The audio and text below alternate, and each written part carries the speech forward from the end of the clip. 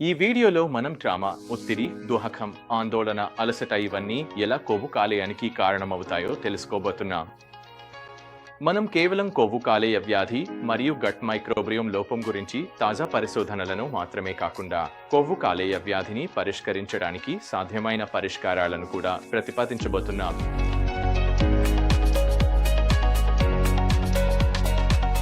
Hi అందరికీ, నేను doctor Chanu Dasari. Gut మైక్రోబియోమ్ లోపం వల్ల కలిగే వాపును తగ్గించడంలో నిపుణుడిని.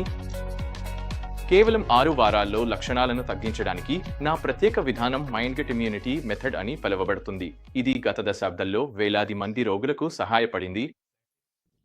మీరు mdclinic.comను సందర్శించడం ద్వారా మరిన్ని వివరాలు తెలుసుకోవచ్చు. ఇప్పటికే నా ఇతర వీడియోలు చూసిన వారు ఉంటే, నేను కొవ్వు కాలేయ వ్యాధి వల్ల కలిగే వాపుకు మూల కారణాలను గుర్తించి ప్రమాద కారకాలను తగ్గించడంలో బలమైన వాదనదారునని మీకు తెలుసు. నా చాలా వీడియోల్లో అధికంగా సాంకేతిక శాస్త్రీయ అధ్యయనాల గురించి మాట్లాడాను. ఇవి గట్ మైక్రోబియోమ్ లోపాన్ని ఎలా నివారించాలో వివరిస్తాయి. ఇది కొవ్వు కాలేయ వ్యాధి వల్ల కలిగే ఎక్కువ వాపుకు మూల కారణం. మనకు ఇప్పటికే తెలుసు, రోగ నిరోధక వ్యవస్థలో 80% భాగం పేగుల్లోనే ఉంటుంది. అలాగే పేగుల్లో ట్రిలియన్లకు పైగా బ్యాక్టీరియా ఉంటాయి. మీరు ఇటీవల న్యూస్ స్టంట్స్లో కొన్ని మ్యాగజైన్లు తీసుకున్నట్లయితే దుహకం గట్ ఆరోగ్యాన్ని ఎలా ప్రభావితం చేస్తుంది వంటి వ్యాసాలు మీరు చూస్తారు. ప్రఖ్యాత వైద్య సంఘాలు కూడా ఒత్తిడి మరియు ట్రామా వంటి అంశాలు కొవ్వు కాలేయ వ్యాధి వంటి పరిస్థితుల్లో కనిపించే గట్ మైక్రోబియోమ్ లోపానికి ముఖ్యమైన కారణాలు అని వివరిస్తూ పత్రికలు ప్రచురించాయి. స్పష్టంగా ఒత్తిడి, ట్రామా, దుహకం, డిప్రెషన్, ఆందోళన, అలసట వంటి విషయాలు కొన్నిసార్లు కొలవడం కష్టం. అందుకే ఈ వీడియోలో ఇలాంటి ప్రతికూల భావోద్వేగ స్థితులు మన దృష్టికోణం మరియు ప్రస్తుతంలో మన నిర్ణయాలను ఎలా ప్రభావితం చేస్తాయో పరిశీలించబోతున్నాం. ఇక్కడ లక్ష్యం గతంలోని లోతైన చీకటి రహస్యాలను అన్వేషించడం లేదా మీ పెంపకం గురించి విశ్లేషించడం కాదు. అది థెరపిస్టులు మరియు కౌన్సిలర్లు చేసే పని. ఇక్కడ లక్ష్యం ట్రామా, ఒత్తిడి, ఆందోళన, అలసట వంటి అంశాలు నేటి రోజుల్లో మన ఆరోగ్య నిర్వహణకు ఎలా సహకరిస్తాయో అవగాహన కల్పించడం. మేము ఇటీవల మైండ్ గట్ ఇమ్యూనిటీ అకాడమీకి ఒక పూర్తి మాడ్యూల్ను జోడించాము. ఇందులో ప్రతిరోజు మీరు స్వయంగా లేదా మెంటర్ లేదా కోచ్ సహాయంతో చేయగలిగే కోచింగ్ వ్యాయామాలు ఉంటాయి. ఇవి ప్రతికూల భావోద్వేగ స్థితులు మరియు ఒత్తిడిపై మీ అవగాహనను పెంచడంలో సహాయపడతాయి. మా క్లినిక్ సభ్యులు మా బృందంతో చాలా దగ్గరగా పనిచేస్తారు. ఈ ప్రభావాలను పరిష్కరించడంలో సహాయపడతారు. చాలా తక్కువ సమయంలోనే వారు అసాధారణమైన ఆరోగ్యాన్ని సాధిస్తారు. అయితే మొదలు పెడదాం. మనం ఎందుకు ట్రామా, ఒత్తిడి, ఆందోళన మరియు ప్రతికూల భావోద్వేగాల గురించి మాట్లాడుతున్నాం? ప్రముఖ వైద్యులు మరియు రచయితలు ట్రామా 80% కంటే ఎక్కువ దీర్ఘకాలిక ఇన్ఫ్లమేషన్కు కారణమవుతుందని అంచనా వేస్తున్నారు. ఇదిలో జీర్ణక్రియ లోపం, ఇమ్యూన్ ఇన్ఫ్లమేషన్ మరియు భావోద్వేగ ఒత్తిడి కూడా ఉన్నాయి. ట్రామా వల్ల ఒత్తిడి వస్తుంది, అది ఇన్ఫ్లమేషన్కు దారితీస్తుంది. ఇది గట్ మైక్రోబియోమ్ లోపం మరియు ఆటోఇమ్యూనిటీకి కారణమవుతుంది. కొన్ని అధ్యయనాలు కూడా ఉన్నాయి. అవి ట్రామా అనుభవించిన వ్యక్తుల్లో కొన్ని ఆటోఇమ్యూన్ వ్యాధుల సంభవం దాదాపు 7 రెట్లు, అంటే 700% పెరుగుతుందని అంచనా వేస్తున్నాయి. అది చాలా ఎక్కువ, మరియు దీని అర్థం జీవన అనుభవం ఇన్ఫ్లమేషన్కు కారణంగా జన్యుపరంగా ఉన్నదానికంటే ఎక్కువ ప్రాముఖ్యత కలిగి ఉంది. మీకు ట్రామా ప్రభావితం చేయదని మీరు అనుకుంటే ట్రామా 2 రకాలుగా వస్తుందని గుర్తుంచుకోండి. మొదట పెద్ద ట్రామా ఉంటుంది. ఇది పెద్దతో ట్రామా. ఈ రకమైన ట్రామాలో నిర్లక్ష్యం, తీవ్రమైన పేదరికం, జాతి వివక్ష, వేధింపులు, లైంగిక దుర్వినియోగం, కుటుంబ సభ్యుడి మరణం, భావోద్వేగ మరియు శారీరక దుర్వినియోగం, వైద్య ట్రామా, విడాకులు వంటి విషయాలు ఉంటాయి. ఇక్కడ మీరు ఒక నిర్దిష్టంగా గుర్తించదగిన బాధాకరమైన, అధికంగా ప్రభావితం చేసే జీవిత సంఘటనకు ఆటోమేటిక్ స్పందన మరియు మైండ్ బాడీ అనుకూలతను కలిగి ఉంటారు. ఇది బాల్యంలో లేదా పెద్ద వయసులో కూడా జరగవచ్చు. తర్వాత చిన్న టీ ట్రామా ఉంటుంది, అంటే చిన్న అక్షరంతో ట్రామా. ఇవి మరింత సూక్ష్మంగా, తక్కువ గుర్తుండిపోయే, సాధారణంగా కనిపించే సంఘటనలు. బహుశా అది మీరు ఎలా పెరిగారు అన్నదానిలో ఉండొచ్చు. అందులో మీ సాంస్కృతిక నమ్మకాలు, మీ తల్లిదండ్రులు ఏం విలువలు పెడతారు అన్నది ఉంటుంది. చిన్నతో ట్రామా అనేది దుర్వినియోగం లేదా అధికంగా బెదిరింపు లాంటి విషయం లేకపోయినా మీలో మీరే దూరంగా ఉండటం వల్ల వస్తుంది. ఇది మీ చుట్టూ ఉన్న వారితో మీరు ఏర్పరచుకున్న భావోద్వేగ సంబంధాల నుంచి వస్తుంది. ఈ రకమైన ట్రామా దాదాపు అందరినీ ప్రభావితం చేస్తుంది మరియు ఇది మీ చుట్టూ ఉన్న వారితో మీరు ఏర్పరచుకున్న భావోద్వేగ సంబంధాల నుంచి వస్తుంది. ఉదాహరణకు, ఎక్కువగా పిల్లలను మంచి ప్రవర్తనకు ప్రశంసిస్తారు, చెడు ప్రవర్తనకు దూరంగా ఉంచుతారు. దాంతో పిల్లవాడికి నేర్పే విషయం ఏమిటంటే, వారు మంచి పని చేసినప్పుడు మాత్రమే ప్రేమించబడతారు, నెగటివ్ భావోద్వేగాలు లేదా ప్రవర్తనను చూపినప్పుడు అంతగా ప్రేమించబడరు. బహుశా మనం చిన్నప్పుడు మనం సంతోషంగా ఉన్నప్పుడు లేదా మన తల్లిదండ్రులను ఆకట్టుకునే పనులు చేసినప్పుడు ఎక్కువ శ్రద్ధతో ప్రోత్సహించబడ్డాం. కానీ మనం తప్పుగా ప్రవర్తించినప్పుడు లేదా ఏడుస్తున్నప్పుడు, తిరుగుబాటు లేదా నెగటివ్ భావోద్వేగాన్ని వ్యక్తపరిచినప్పుడు మన తల్లిదండ్రులు మనలను నిర్లక్ష్యం చేశారు, శిక్షించారు, నేర్పరిచారు లేదా అవమానపరిచారు. ఇది చాలా సాధారణమైన విషయమే. మరొక ఉదాహరణ ఏమిటంటే, మనం ఒక భౌతికవాద, మూలధనవాద సమాజంలో జీవిస్తున్నాం. అంటే మనం రోజంతా పనిచేస్తూ వస్తువులు కొనుగోలు చేయడానికి, డబ్బు సంపాదించడానికి శ్రమిస్తాం. మన శక్తి, దృష్టి ఎక్కువగా వనరులు సంపాదించడంపైనే కేంద్రీకరిస్తాం. అందుకే ఆ రకమైన పని పిచ్చి, హస్టిల్ మెంటాలిటీని మనం ప్రశంసిస్తాం. మరొక ఉదాహరణ ఏమిటంటే, మనం ఇతరులను బాధించకూడదు లేదా మర్యాదగా ఉండాలి లేదా మన బాధ్యతలు, కర్తవ్యాలను నెరవేర్చాలి, ఇతరులను నిరాశపరచకూడదు అని పెంచారు. ఇది కుటుంబ సభ్యులు, స్నేహితులు మాత్రమే కాకుండా సహోద్యోగులు మరియు సామాజిక పరిచయాలను కూడా కలిగి ఉండవచ్చు. అందువల్ల మనం నిజంగా చేయాలనుకోని విషయాలను చేయడంలో చివరికి చిక్కుకుంటాం. ఉదాహరణకు, అందరినీ సంతోషపెట్టడం లాంటి వాటిని. ఇది కొన్ని రకాల సంబంధ డైనమిక్స్కు లేదా మన సమయాన్ని మొత్తం పని కార్యక్రమాలు, సామాజిక బాధ్యతలు, కుటుంబ బాధ్యతలు నెరవేర్చడంలో గడిపేలా చేస్తుంది. ఈ పనులు చేయకపోతే మనకు తప్పు చేసినట్టు అనిపిస్తుంది, దానివల్ల ప్రతికూలమైన ఫలితం వస్తుందని భావిస్తాం. కానీ వాస్తవానికి ఇది మనల్ని విడదీసుకున్నామనే ప్రతిబింబం. మన లోపల ఏర్పడిన దృష్టికోణం ఏమిటంటే, మనం ఇతరుల నుండి ప్రతికూల స్పందనను పొందినప్పుడు మనం ప్రేమకు అర్హులు కాదని, ప్రేమించబడే హక్కు మనకు లేదని అనిపించుకుంటాం. అయితే నిజానికి మనల్ని మనమే ప్రేమించుకోవడానికి అర్హులమని, మన నిజమైన అవసరాలు, కోరికలను ఎప్పుడూ నిర్లక్ష్యం చేయకూడదని మనకు మనమే చెప్పుకోవాలి. మన నిజమైన స్వభావం నుండి మనం అంతగా దూరమైపోయి, మన అసలు అవసరాలు ఏమిటో కూడా మనకు తెలియని స్థాయికి మనల్ని మనమే ప్రాముఖ్యత ఇవ్వకుండా పోతే మన దృష్టికోణం కోల్పోతాం. పిల్లలకు తరచుగా కొన్ని భాగాలు మాత్రమే ఆమోదయోగ్యమైనవని, మరికొన్ని కాదు అని సందేశం అందుతుంది. ఇది వారి వ్యక్తిత్వంలో విడిపోవడానికి దారితీస్తుంది. కోపంగా ఉండే పిల్లలకు ప్రేమ దక్కదు. మంచిగా ఉండటం వల్ల తల్లిదండ్రుల నుండి ఆమోదం లభిస్తుంది. కానీ జీవితంలో తర్వాత మీరు బాగా పనులు చేసినప్పుడు మాత్రమే ప్రేమించదగనవారినని భావించవచ్చు. అంటే పరిపూర్ణత కోసం పరితపించడం, కఠినమైన పాత్రలతో మమేకమవడం, అలాగే మీలోని మరింత బలహీనమైన భాగాలను వదిలిపెట్టడం. దాంతో మీరు చాలా చెడ్డ ఒప్పందం చేసుకున్నట్లవుతారు. మీరు మీ శారీరక, భావోద్వేగ రక్షణ కోసం మీ నిజమైన స్వభావాన్ని, మీ భావాలను వదిలిపెడతారు. ఇది పెద్ద వయసులో కూడా కొనసాగుతుంది. నేను మీతో ఒక వ్యక్తిగత కథను పంచుకోవాలనుకుంటున్నాను. నేను శస్త్రచికిత్స రెసిడెంట్గా ఉన్నప్పుడు మేము చాలా గంటలు పని చేసేవాళ్లం. వారానికి 80 నుంచి 100 గంటలు. కొన్నిసార్లు మేము 36 గంటలు నిద్ర లేకుండా నిరంతరం పని చేసేవాళ్లం. మరికొన్నిసార్లు 12 గంటలు విరామం లేకుండా ఆపరేషన్ థియేటర్లో ఉండేవాళ్లం. ఇది కొన్ని రోజులు లేదా నెలలు మాత్రమే కాదు, ఇది సంవత్సరాల తరబడి కొనసాగింది. అలాంటి అనుభవంతో నా ఆకలి, దాహాన్ని పట్టించుకోకుండా పని చేయడం నేర్చుకున్నాను.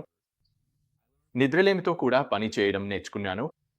నా సొంత కుటుంబ సభ్యుల సామాజిక ప్రణాళికలు, భావోద్వేగ అవసరాలను కూడా నిర్లక్ష్యం చేయడం నేర్చుకున్నాను. ఒకరోజు మొత్తం మూత్ర విసర్జన చేయకుండా ఉండడం కూడా నేర్చుకున్నాను. ఇప్పుడు మీరు ఈ రకమైన అనుభవం ఆరోగ్యకరం కాదని అనుకుంటారు. నిజంగానే అది ఆరోగ్యకరం కాదు. కానీ శస్త్రచికిత్స వైద్యుడిగా మారాలంటే నేను నా మీదే ఈ రకమైన బాధను, దుర్వినియోగాన్ని మోపుకోవాల్సి వచ్చింది.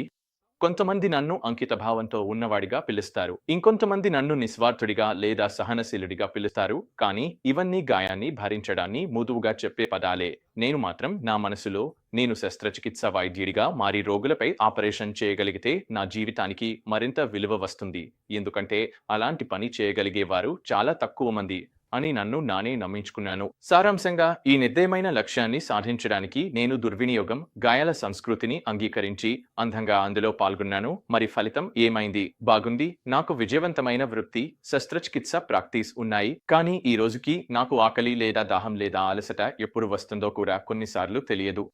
కుటుంబ సభ్యులు, స్నేహితులతో సంబంధాలు కొనసాగించకపోవడాన్ని నేను నానా కారణాలు చెప్పుకుంటూ తప్పించుకుంటాను. బాగాలేని ఆహారం తినడం, వ్యాయామం చేయకపోవడాన్ని కూడా నేను నానా కారణాలు చెప్పుకుంటాను. ప్రకృతిలో గడిపేందుకు లేదా ప్రతిరోజు ఆధ్యాత్మిక సాధన చేయడానికి సరిపడా సమయం కేటాయించను. ఇది అంతా నేను తప్పుగా భావించడం వల్లే ప్రస్తుతం నా దృష్టిని మరింత అవసరమైన విషయాలపై పెట్టాలి అని అనుకుంటూ ఉంటాను. ఈ వ్యక్తిగత అనుభవాన్ని మీతో పంచుకోవడం వల్ల చెప్పదలుచుకున్నది ఏమిటంటే, డ్రామా నుంచి ఎవరూ తప్పించుకోలేరు. ఇది అందరినీ ప్రభావితం చేస్తుంది. ధనాన్ని, ప్రతిష్టను, ప్రాముఖ్యతను, సంబంధితతను వెంబడించడం అనేది పరిణామాల పట్ల భయంతో ప్రేరేపించబడింది. ఇది మన నమ్మక వ్యవస్థకు భారంగా మారింది. నిజానికి ఈ ఉచ్చులో పడిపోకుండా ఉండేందుకు నేను ప్రతిరోజు నేను చేస్తున్న దాన్ని జాగ్రత్తగా ఆలోచించాల్సి వస్తోంది. కాబట్టి మీరు మీ జీవితాన్ని చురుకుగా విశ్లేషించేందుకు ఉపయోగించగల కొన్ని సాధనాలను మీకు ఇవ్వడానికి నేను ప్రయత్నించబోతున్నాను. తద్వారా మీరు అవగాహనను పెంచుకోగలుగుతారు. ముందుగా, ఏదైనా ట్రామాటిక్గా ఉందో లేదో తెలుసుకోవడానికి కొన్ని మార్గాలు ఇవే.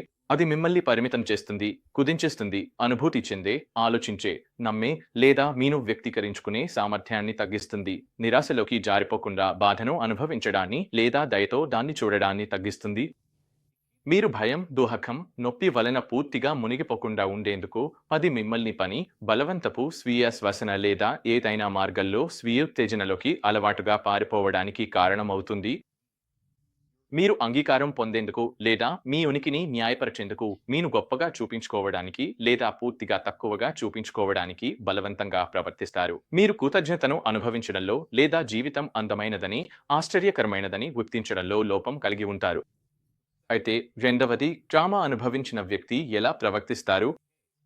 చాలామంది తమ అవసరాలను పట్టించుకోకుండా ఇతరుల భావోద్వేగ అవసరాల పట్ల ఆటోమేటిక్గా, బలవంతంగా శ్రద్ధ చూపుతారు. అలాగే వారు సామాజిక పాత్రలు, బాధ్యత, విధి పట్ల గట్టి గుర్తింపును కలిగి ఉంటారు. చాలామంది తమ స్వీయ విలువను ఇవ్వడం, అందించడం ద్వారా నిరూపించుకోవాల్సిన అవసరం ఉందన్న నమ్మకంతో అధికంగా పనిచేస్తారు, బహుళ పనులు చేస్తారు లేదా హైపర్ బాధ్యతతో ఉంటారు. అలాగే వారు ఆరోగ్యకరమైన స్వీయ రక్షణాత్మక ఆగ్రహాన్ని, కోపాన్ని అణిచివేస్తారు. నేను నా రోగులకు ఎప్పుడు చెబుతానో, మీరు కొంచెం కఠినంగా ఉండాలి. వారు ఇతరుల భావోద్వేగాలకు వ్యక్తిగత బాధ్యతను అనుభవిస్తారు, ఎవరినీ నిరాశపరచకూడదన్న అవసరం కూడా కలిగి ఉంటారు. ఇవి అన్నీ ప్రాథమికంగా ఒక పిల్లవాడు ఎలా ప్రవర్తిస్తాడో దానికి విరుద్ధంగా ఉంటాయి. ఉదాహరణకి, కొత్తగా పుట్టిన శిశువులు తమ భావాలను వ్యక్తపరిచే విషయంలో ఏమాత్రం పట్టించుకోరు. వారు కేవలం ఏడుస్తారు, రెండుసార్లు ఆలోచించరు కూడా. కానీ దురదృష్టవశాత్తు ఈ రకమైన అణిచివేత ప్రవర్తన నమూనాలు ఈ సంస్కృతిలో కేవలం సాధారణంగా మాత్రమే కాకుండా ప్రశంసించబడతాయి కూడా. చాలామంది ఈ లక్షణాలను బలమైన, ప్రశంసనీయమైన గుణాలుగా భావిస్తారు, బలహీనతలుగా కాదు. వాటికి దయ, గౌరవం, శ్రమ, దయ, ఉదారత వంటి పేర్లు పెడతారు. కానీ వాస్తవం ఏమిటంటే, ఈ లక్షణాలను ప్రదర్శించే వ్యక్తిలో గొప్ప త్యాగం జరుగుతుంది. కాబట్టి మీరు కూడా నాతో కలిసి ఈ ప్రక్రియలో భాగస్వామ్యం కావాలని ఆహ్వానిస్తున్నాను. సహజంగా సంపూర్ణత వైపు ప్రయాణించేందుకు ట్రామా, స్వీయ విచ్ఛిన్నత, మీ నిజమైన స్వభావంలోని భాగాల నుండి వేరుపడటం మీ జీవితం మరియు ఆరోగ్యంపై ఎలా ప్రతికూల ప్రభావం చూపుతుందో అన్వేషించేందుకు, అలాగే దీన్ని మార్చేందుకు మీరు ఏమి చేయవచ్చో తెలుసుకోవడానికి. మీరు కోల్పోయిన మీ స్వంత భాగాలను తిరిగి పొందాలని, ఇంకా మీ జీవితంలో సంపూర్ణత పూర్తిగా అనుభవించని లేదా సాకారం కాలేని ప్రాంతాలను కనుగొనాలని నేను కోరుతున్నాను. దీన్ని సాధించడానికి మీరు ప్రతి క్షణం కూడా దీనికోసం కట్టుబడి ఉండాలి. అందువల్ల మనం లోతుగా వెళ్ళి ఈ అన్నింటినీ తెలుసుకుందాం. ట్రామా మీ జీవితాన్ని ఎలా ప్రభావితం చేస్తుందో అవగాహన కలిగించేందుకు మేము కొన్ని సాధనాలు మరియు వ్యాయామాలను రూపొందించాము. అంతేకాదు, కొంత నేపథ్యం కూడా చెప్పాలి. ముందుగా, మీకు ఒక సమస్య ఉందని తెలుసు లేదా అనుమానం ఉంది. ఉదాహరణకు, మీకు వాపు, జీర్ణక్రియలో లోపం లేదా ఆటోఇమ్యూన్ వ్యాధి ఉండవచ్చు. తర్వాత, ఇది సమస్యగా ఎందుకు మారిందో మీకు తెలుసు, ఎందుకంటే మీరు నిజమైన పరిణామాలను అనుభవిస్తున్నారు. ఇది సమస్యగా ఎలా మారిందో కూడా మీకు తెలుసు. బహుశా మీరు కొన్ని నమ్మకాలు, దృష్టికోణాలు కలిగి ఉండి అవే మీ జీవితంలో కొన్ని నిర్ణయాలు తీసుకోవడానికి దారితీసి ఉండవచ్చు. మూడవది, ప్రశ్న ఏమిటంటే, దీని గురించి మీరు ఏమి చేయగలరు? ఇక్కడే మీరు చర్య తీసుకోకపోవడానికి లేదా మార్పు చేయకపోవడానికి కారణాలు పరిశీలిస్తారు, అవగాహనను మెరుగుపరిచేందుకు ప్రయత్నిస్తారు. అలాగే మీరు ఒక మెంటర్ లేదా కోచ్తో కలిసి పనిచేయవచ్చు. సరే, ఇది చాలా విషయాలు. మీరు ఈ వీడియో చివరి వరకు చూసినందుకు నేను మీకు కృతజ్ఞతలు తెలుపుతున్నాను. ఒకటి మాత్రమే చెప్పాలి. ఇటీవల నేను ఒత్తిడి, ట్రామా మరియు ప్రతికూల భావోద్వేగ స్థితులు ఎలా శరీరంలో వాపు మరియు కొవ్వు కాలేయ వ్యాధికి దోహదపడతాయో గురించి చాలా చదవడం ప్రారంభించాను. మనసాంత్రము రోగనిరోధకత క్లినిక్లో సభ్యులు తమ జీవితాల్లో ఈ అంశాలపై అవగాహన పెంచుకోవడానికి ప్రత్యేక దృష్టి పెట్టడం ఎంతో విలువైనదని నేను భావించాను. ఈ విషయాన్ని బలంగా ప్రోత్సహించే రచయితల్లో ఒకరు కెనడియన్ వైద్యుడు గాబోర్ మటే. అందుకే మేము ఇటీవల మనసాంత్రము రోగనిరోధకత క్లినిక్లో ట్రామా అవగాహన కోచింగ్ విభాగాన్ని చేర్చాము. ఎందుకంటే ఈ అంశాలు నేటి నిర్ణయాలు, దృష్టికోణం, ప్రవర్తనపై ఎలా ప్రభావం చూపుతాయో గుర్తించడం చాలా ముఖ్యం. కొవ్వు కాలేయ వ్యాధి నుంచి అసాధారణమైన ఆరోగ్యాన్ని సాధించాలంటే దీర్ఘకాలిక ఫలితాలను అందించే నమ్మదగిన విధానాన్ని కలిగి ఉండటం అవసరం. దీనికోసం ఏకైక మార్గం అవగాహనను పెంచుకోవడమే. ఎప్పటిలాగే ఈ వీడియో మీకు ఉపయోగపడిందని అనిపిస్తే దయచేసి నాకు లైక్ ఇవ్వండి మరియు ఫాలో అవ్వండి. అలాగే మీరు తెలుసు ఎవరికైనా ఒత్తిడి లేదా ఎగ్జిమా సమస్యలు ఉంటే ఈ వీడియోను వారితో పంచుకోండి. చివరగా నా ఇతర వీడియోలను కూడా చూడండి. ఇందులో విజయ కథలు ఈ ఛానల్లో లేదా amgikinik.లో ఉన్నాయి.